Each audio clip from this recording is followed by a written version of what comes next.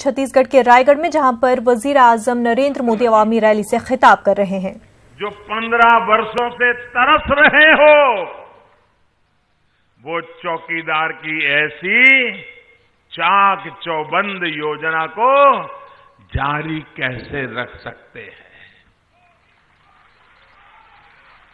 वो तो ऐसी योजना लाएंगे जिसमें तुम भी खाओ, मैं भी खाऊं, इसकी पूरी पूरी व्यवस्था हो, उनको उसी में रुचि है।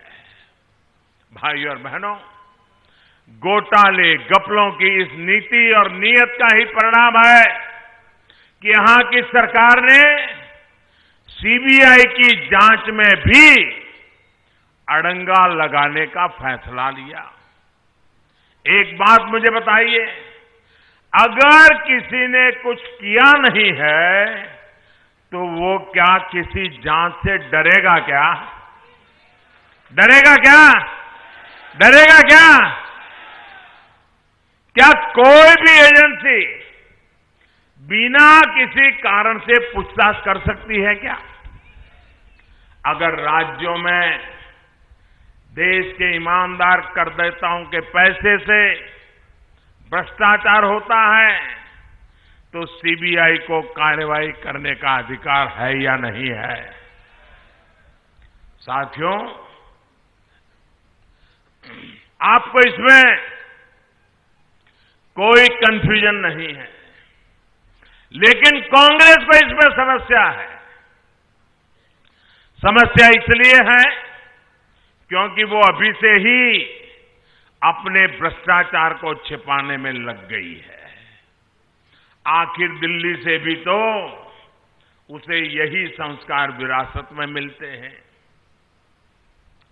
और अगले चुनाव के लिए उनको तो छत्तीसगढ़ को एटीएम बनाना है कांग्रेस पार्टी का। अगर सीबीआई यहां बैठेगी तो एटीएम बनेगा कैसे?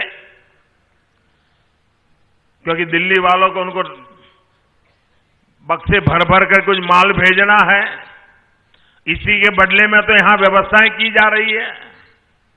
और इसलिए कांग्रेस के नामदार परिवार के करीब करीब हर सदस्य के विरुद्ध आज देखिए अदालतों में गंभीर मामले चल रहे हैं।